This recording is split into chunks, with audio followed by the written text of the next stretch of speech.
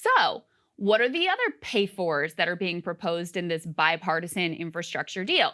Well, turns out, remember when Trump was proposing his infrastructure deal time and time again? And a lot of liberals and a lot of progressives were rightfully very exercised that this was like basically it was a privatization of infrastructure, giveaway to the private sector, and the pay-fors there were very unconscionable. Well, a lot of those same mechanisms are being included in this bipartisan deal. So let's throw David Dayen's tear sheet up here on the screen. He says, bipartisan Senate infrastructure plan is a stalking horse for privatization. The scheme would fund new infrastructure by selling off old infrastructure. And by the way, Trump proposed the same thing. We're gonna build back better. Gonna build back better. Yeah. All right, see you guys.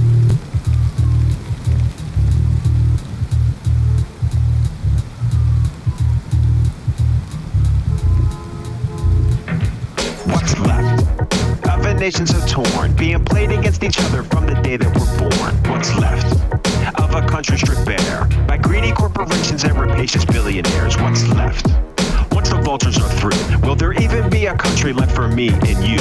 What's left once the fantasy fades and there's nothing but reality to smack us in the face? What's left are a people in pain, abandoned by their government and struggling to maintain. What's left is a nation enraged, with more and more becoming disillusioned each day. I'm left, and I'm here to stay, to make you feel uncomfortable and show you a better way. I'm left, but I'm not alone. There's millions more just like me, and not one will they own. We're the left, and we won't be ignored. The masses have been ignited, so brace for the storm. I said we're left, and we won't be ignored. The masses are ignited, better brace for the storm. Last time, we went over the bait and switch of Biden's Build Back Better bill and how it's now unrecognizable to the mildly progressive agenda he campaigned on, ensuring that the only campaign promise to be fulfilled is the one he made to his corporate donors, pledging that nothing will fundamentally change. But of course, this was definitely not the fault of the brave working class heroes, the Democrats, who would have gladly passed the incredibly popular policies that have since been left on the cutting room floor. If only it wasn't for those damn rotating villains who always seem to pop up just in the nick of time to prevent any tangible improvements to the lives of average Americans from taking place, let alone anything transformative. Or at least that's what they want you to believe. Please watch part 1 of the Build Back Better BS if you would like to learn more about this favored and time-tested charade. In this video, we'll take a look at some of the policies contained within the $1.2 trillion bipartisan infrastructure framework, the so-called Physical Infrastructure Bill, the half of the Build Back Better agenda that has already been signed into law. The other half, the social spending bill that was initially proposed as an ambitious $10 trillion spent over the course of 10 years, has been whittled down to a paltry $1.75 trillion and has yet to pass the Senate and likely never will, at least not anything worthwhile. But we'll take a closer look at that once it's actually been signed into law. The physical infrastructure that the bipartisan bill seeks to address received a grade of C- from the American Society of Civil Engineers, which is actually an improvement from the D+ it earned the last time it was assessed. According to the latest report card, on average, there is a water main break every 2 minutes. And an estimated 6 billion gallons of treated water is lost every day, enough to fill over 9,000 swimming pools.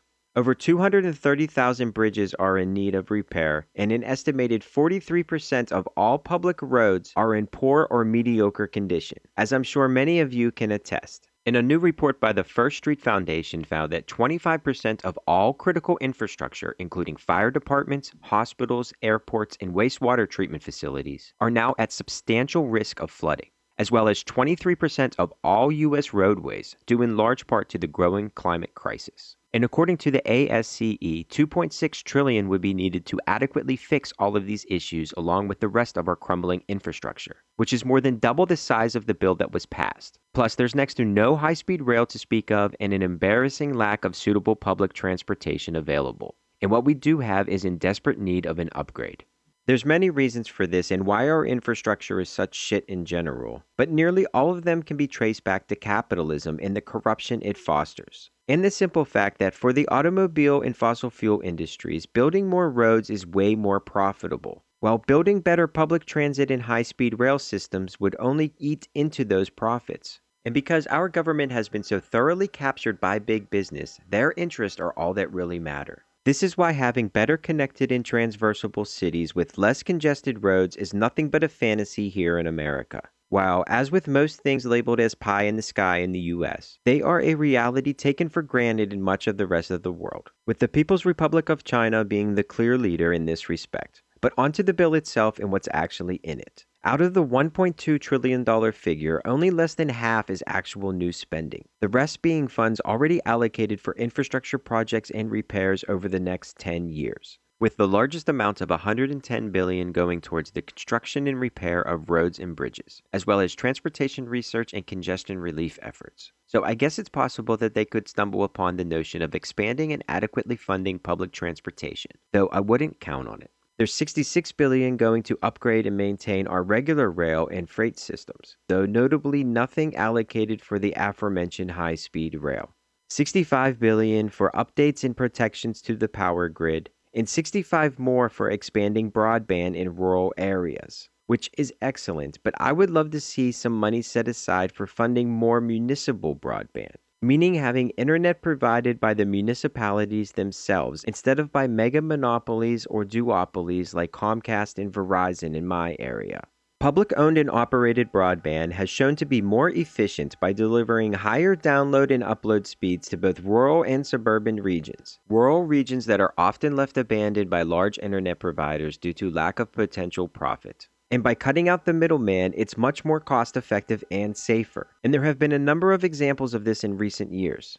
But of course, that would mean that the profits of big tech companies would drop. So it's not really a surprise that it has been left out of the conversation. There's $55 billion going towards water infrastructure, including $15 for lead pipe replacement. And if you take Joe Biden at his word, which I don't know why anyone would, he is claiming this will be enough to replace every single lead pipe, ensuring all children in America will have access to clean and safe drinking water. But unsurprisingly, that's just a flat-out lie. The bill does not require water companies to replace lead service lines. Service lines being the pipe that connects your house to the water main in the street, which water companies have always insisted they are not responsible for. The bill only creates a fund that the water companies could use to change the contaminated service lines if they so chose, which many will simply not do. And even if every water company decided to take Biden up on his offer to change the roughly 10 to 13 million lead service lines in the United States, it would take an estimated $45 billion to do so, not merely the 15 allocated. Not to mention all of the interior pipes that connect the service lines to the faucets would have been contaminated as well and would also need replaced in order to fulfill Biden's bold claim of ensuring safe drinking water for every American. And for a quick refresher, lead is a deadly neurotoxin that can cause many illnesses and is especially harmful to young children, stunting their neural development and causing learning and behavioral problems, and can increase a pregnant woman's chances at suffering a miscarriage, as seen in Flint, Michigan, who despite the claims of certain press outlets and politicians are still without clean drinking water over 7 years later. Does Flint have clean water? No, we don't. We still have contaminated mains in the streets coming from the water treatment plant. We still have contaminated pipes and appliances and fixtures in our home. So no, and we still have lead service lines in the ground. So until all of these things are fixed and replaced, no, we don't have clean water and won't. And that would be, we're going on 8 years of this. Yeah, we're at 7.5 so far and counting. So hooray. That shit is just shameful, especially for the richest country in the history of the world. But back to the bold Build Back Better bill that I'm sure will fix everything. There's $50 billion set aside for cybersecurity and climate change, which is good, I guess, though I'm not sure why these two are lumped together. And I'm certain it's nowhere near enough to adequately address our out-of-control climate crisis. There's $39 billion for public transit, including the expansion of bus routes, and $25 more for our outdated airports, which is great and are some of the best line items in the bill. But I just don't think it's nearly enough to make up for the decades of cutbacks and neglect. And I fear that a lot of these public funds will end up in the hands of a few private corporations with little to nothing to show for it, as they so often do. $21 billion will be going towards environmental cleanup, dealing with abandoned mines and gas wells, Superfund sites, abandoned industrial areas known as brownfield sites, and other externalities. Externalities being industrial or commercial cost, both monetary and environmental, that were conveniently left out of the equation when the products were first being produced. Which is exactly what I mean when I say privatizing gains and socializing losses. Think buried and forgotten toxic waste dumps, the intentional poisoning of waterways by industrial chemicals and other wastes, and other environmental degradations caused by companies only concerned with maximizing profits in the short term, which it just so happens is exactly what happened to Flint, Michigan. The biggest of these toxic dumps have been dubbed Superfund sites, though they're not nearly as fun as they might sound. There are over 1,300 of these noxious sites that pockmark the United States from coast to coast. A lot of these Superfund sites have been caused by companies long gone and have been lying untouched for decades, as their toxins continually seep into the ground soil and nearby water. And if you're unfortunate enough to live near one of these pollution hotspots, you are about 6% more likely to contract cancer.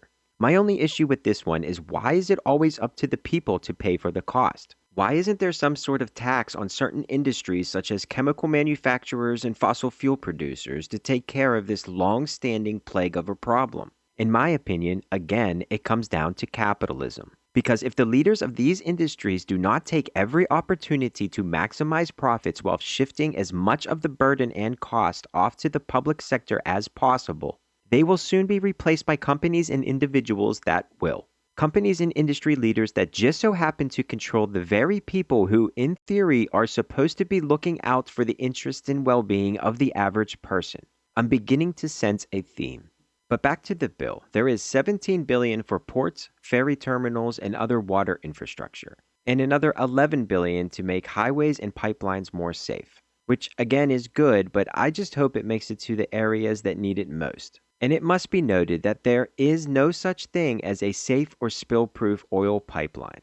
There's $8 billion going to help with the endless droughts that plague the West Coast and the Southwest, which is certainly needed, but ultimately just a band-aid. And the bill itself does little to address the climate crisis, which is responsible for why droughts are more frequent and long-lasting, and why California is seemingly always on fire. There's $7.5 earmarked for the electric vehicle and another $7.5 for electric school buses, which is a step in the right direction, but as I've alluded to already, to adequately address the climate crisis, we must address our dependency on the automobile. Yes, electric cars are more efficient than combustion engines, converting more than 77% of the energy used to power them into moving the automobile, as opposed to only 12 to 30% with traditional vehicles. But that does not take into account the environmental impact of manufacturing the batteries themselves, which need numerous rare earth minerals, including lithium, cobalt, and nickel to produce them, the extraction of which is extremely detrimental to the environment. Not to mention to the indigenous populations that live near the mines and who are often conscribed to work in them, where working conditions are abysmal and routinely in violation of basic human rights. So yes, electric vehicles are part of the solution, but ultimately we need to rethink our dependence on automobiles, which is why I keep bringing up the importance of investing in and upgrading our public transit and railway systems. Because if we insist on relying on the automobile at the same rate as today, a rate that is consistently increasing, then we will need exponentially more rare earth minerals, which will cause even more pain and suffering for the indigenous populations who happen to live on top of what some believe to be our rightful natural resources. And for countries who do not fully acquiesce to the will of the United Corporations of America, they will soon become the focus of our foreign policy, as Bolivia, a country with the largest known reserves of lithium, found out in 2019, when their democratically elected indigenous president refused to privatize their natural resources and soon found himself the victim of a U.S.-supported, if not sponsored, coup. Though thankfully, the people of Bolivia were able to take back their country just a year later, due in large part to their strong and unified working class. But unless we make drastic changes, these incidences will only increase in both frequency and brutality. Now it's time to talk about how this insufficient $1.2 trillion infrastructure bill will be paid for, which is mainly by privatizing everything.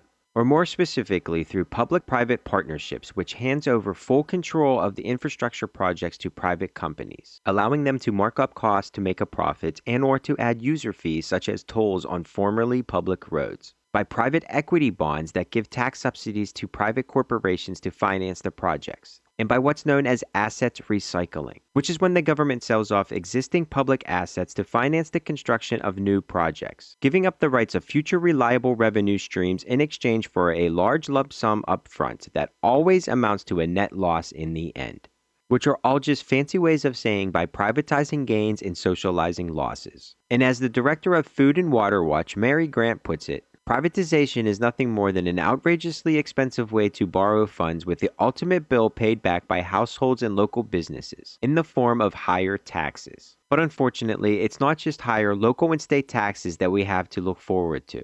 As was demonstrated in Chicago in 2009 when the city sold the rights to all 36,000 parking meters to a group of private companies, signing an astounding 75-year agreement. The city received $1.15 billion upfront, while in return, the drivers of Chicago will pay the private companies at least $11.6 billion over the life of the contract. Money that could have been used to improve the lives of the citizens themselves. But instead, since the sale, meter fees on those same citizens have already been raised between 200 and 800%, depending on the area.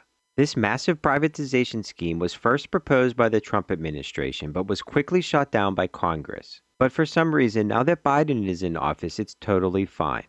And very telling, in the text itself, there are specific requirements that the public partners are expected to uphold. Yet there are no such requirements for the private partners if and when they inevitably fail to meet their end of the agreement. And we're not just talking about parking meters here, we're talking about crucial infrastructure such as water treatment plants, public roads, and anything else private companies think they can exploit for profit, though the results will be similarly disastrous. As was the case in Bayonne, New Jersey in 2012, when they signed over the rights to their water and waste management system to a company called KKR for a time period of 40 years. Soon after, residents found their bills rising by as much as 13.25% a year. By 2019, their rates had doubled and have continued to rise even through the pandemic. So much so that a resident with no lawn to speak of had a bill of $900. Many roads that Americans now take for granted are also expected to be privatized in this wet dream of a deal for Wall Street. And on the private partnership side, in 2014, then Wisconsin Governor Mike Pence agreed to give a European investment firm the rights to build Interstate 69. The group promised to complete the project within 1 year. But by 2017, the project was barely halfway completed, and commute times along with traffic accidents had increased. In the end, the state was forced to buy back the unfinished stretch of highway and complete the project themselves. Thanks to this blatant privatization bill, this is the type of corruption and exploitation we can come to expect in the coming years. So not only does this bill not adequately address our failing infrastructure or do nearly enough to combat the growing climate crisis, it's going to consolidate even more wealth and power into the hands of the ruling elite, and will work to widen the wealth gap even further, exactly as it's designed to do. Because, as the 2014 Princeton study revealed, our public representatives and officials do not work for us. They have been successfully captured by the corporate class. So, as the study bluntly concludes, the preferences of the average American have only a minuscule, near-zero, statistically non-significant impact upon public policy.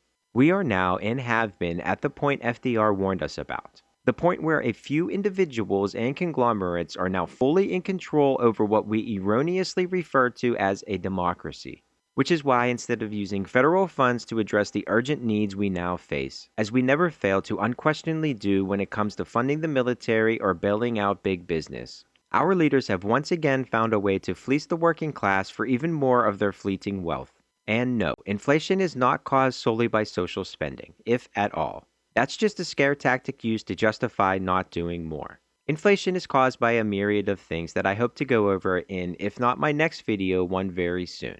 But regardless, corporations can and will raise prices at each and every opportunity if they feel they can get away with it.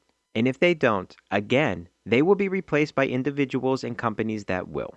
These are just the unquestioned tenets of capitalism, though I think it's past time we started to question them. Because it's clear, to me anyhow, that centering every aspect of our society around maximizing profits is an underlying cause to damn near all of our major societal ills, or at the very least a significant stressor.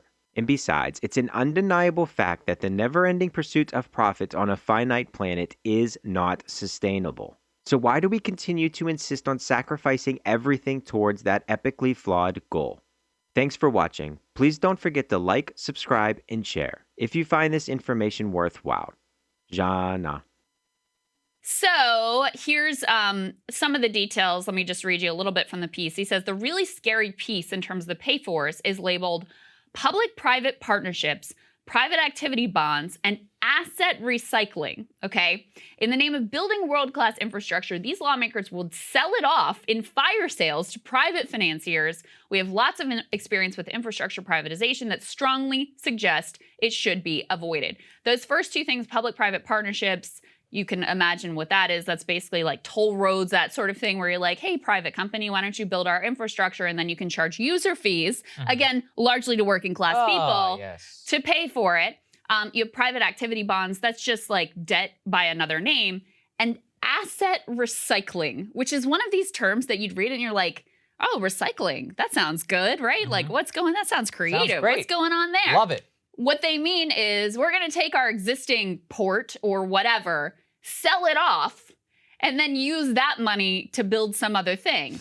This has been tried here. It was tried, he points out, it was tried notably in Australia. Total failure, total disaster. Oftentimes the projects that they sell off were actually good public works projects that the public was benefiting from, the government was receiving tax revenue from, like a port is a good example of that. And then the things that they build, the like asset that they're, I guess, recycling this into, turned out to be sort of like harebrained and useless and not particularly well done. The other bottom line piece here is, we talked about this a little bit yesterday, there's always this assumption that's like baked into the American economic political ethos that, oh, the private sector must be more efficient. They must do a better job. They must do it in lower costs and all of that in a shorter time frame. But it's really not the case because, I mean, for a very obvious reason, the private sector has to build in profit margins into whatever it is they're doing. So we've seen time after time that you should not assume that relying more on the private sector is going to get you into a better place. But it's interesting because a lot of the criticism of the infrastructure package, the bipartisan infrastructure package thus far, has been around it's not enough money, something we've talked about here. Also from the left, like this isn't dealing with climate change whatsoever, both totally, in my view, legitimate criticisms. But this piece has been ignored until David Dayen pointed out, and it's also really super important. It's super important, and also it just shows how many Democrats are full of it. I mean, I love this line. There was a time when Democrats opposed such schemes. It was during the Trump administration. It was. Why would Democrats entertain going down the exact same road under Biden until, despite the fact that they rebuffed it under Trump? And I think that we all know what the answer to this is. And it actually is a decent example of like uniparty whenever it comes to the economic proposals that we put forward. And I agree, this is a terrible, absolutely terrible idea. And the Australia part, I actually didn't know. I looked a little bit into it, and he's totally right, which is that we borrowed this from a previous scheme. And in that case of what happened in Australia, there was actually a lot of outrage over some of the things that were auctioned off that were actually quite not profitable, but net positive or whatever in terms of tax revenue. And I've said this a million times. Instead of faking all these pay-fors, if there is one thing on earth that you deficit spend, it's called infrastructure. Because we all know that the social and economic benefits explode whenever you have infrastructure. It can open up new areas of commerce, it can open up new business lines, it can open up all sorts of different things, and that you will more than recoup it in terms of tax revenue, benefit to the community, and more. And so I think the politics around this are just so farcical generally, and that the David Dayen piece reveals how, in a way, people use deficit politics and pay-fors in order to just cover up for a lot of corporate giveaways. Yeah, that's what so much of it seems to be. It's an ideological agenda. Yeah. That's right. And actually, I think if you ask people, and we've seen some of the polling on this, how they want it to be paid for, they do have a preference. They want rich people and corporations to be taxed. Yeah. That's what they want. But now with these various privatization schemes, which are also unpopular, versus what is a clearly extremely popular position of paying for it with increased taxes on people who got tremendously wealthy during the pandemic, whether it's wealthy individuals or corporations. That is what the American people actually want. And so the fact that the political class is so nervous and unsure and basically putting off the table any of that tells you something. This isn't about them wanting the good politics of it. It's about them protecting their donors and protecting their friends in their social circle. And that's exactly how you end up with these harebrained schemes of like, let's sell off a port in order to build a new bridge. It's a huge political failure for the Biden administration, in my opinion. Yeah, and again, a totally unnecessary one, totally unnecessary. And I just think, I'll say it again, I think it says everything about the sort of failed state nature of this country, that just the least controversial thing you could possibly do, like fixing a damn bridge, you can't even get your act together to do that. The basics of providing not just an investment for, jobs and business community, et cetera, but part of why these privatization schemes are such a problem is there's a lot of basic infrastructure that provides for safe quality of life, water systems, wastewater treatment plants, as I covered yesterday in large parts of West Virginia, other rural communities across the country. They don't even have clean drinking water. Like, that's never going to turn a profit for a company. Of course not. So we can't be in the business of only doing projects that you're going to be able to like charge enough toll fees to turn a profit on, or charge enough user fees to turn a profit on. You're not going to make money building a wastewater treatment plant or a new water system in McDowell County, West Virginia. So and that's basically what's happened, is anything that hasn't been profitable for the private sector hasn't gotten done. And so you've got parts of the country that are reverting back to like pre-New Deal era conditions, reverting back to like developing world conditions, because we don't put any sort of a priority on people having the basic standards for like the basic level quality of living. Everything is about profit, profit, profit. And apparently that ethos has thoroughly pervaded this new bipartisan infrastructure efforts. Really sad to see.